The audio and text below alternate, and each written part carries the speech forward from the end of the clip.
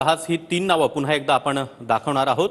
यामध्ये संदीप जोशी, त्याचबरोबर संजय केनेकर, दादाराव केचे यांना भाजपनं विधान परिषदेसाठी संधी दिलेली आहे। संदीप जोशी हे नागपूर महापालिकेचे माजी महापौर राहिलेले आहेत। त्याचबरोबर संजय केनेकर, दादाराव केचे यांचं नाव देखील आता भाजपनं जाहीर केलेलं आहे। यामध्ये माधव भंडारी त्याचबरोबर इतरही नावं चर्चेत होती। मात्र भाजपनं आता या तीन नेत्यांना विधान परिषदेच्या उमेदवारीसाठी संधी दिलेली आहे। यामध्ये संदीप जोशी, संजय केनेकर त्याचबरोबर दादाराव केचे यांचं नाव आता भाजपनं निश्चित केलेलं आहे। तशी यादी दिल्लीतून आता जाहीर करण्यात आलेली आहे। पुन्हा एकदा जाणार आहोत विनायक यांच्याकडे। विनायक, संदीप जोशी हे देवेंद्र फडणवीसांचे निकटवर्तीय मानले जातात। त्याचबरोबर माधव भंडारी यांचं नाव देखील चर्चेत होतं, पण मात्र पुन्हा एकदा भंडारींना इथं संधी नाहीये असं दिसतंय।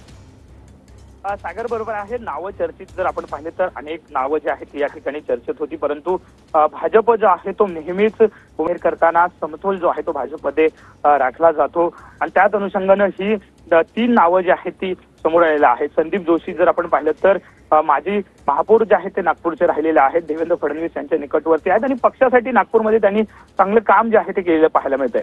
तर दुसरीकडे संजय केनेकर हे महामंत्री म्हणून त्यांनी चांगलं काम केले। गेल्या अनेक वर्ष ते प्रदेशचं काम जे आहे ते पाहतायत, सगळ्या